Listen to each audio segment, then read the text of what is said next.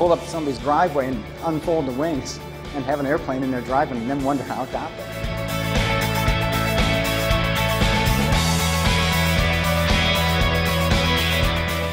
The truth is, until the vehicle flies, 75% of your risk is that first flight.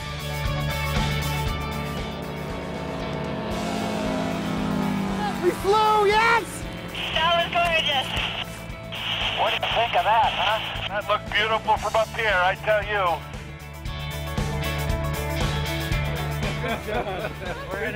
Fantastic. That was the most beautiful little flight I've ever seen.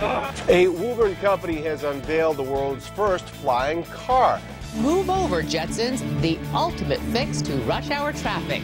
Tonight, the car we all dreamed about as kids is a reality. The Terrafugia transition, and it could be coming to a skyway near you. We've got a steering wheel for driving, a gas pedal, a brake pedal. Then for flying, we've got a control stick, rudder pedals. Look at that. You know what? I got to tell you something. That's pretty cool.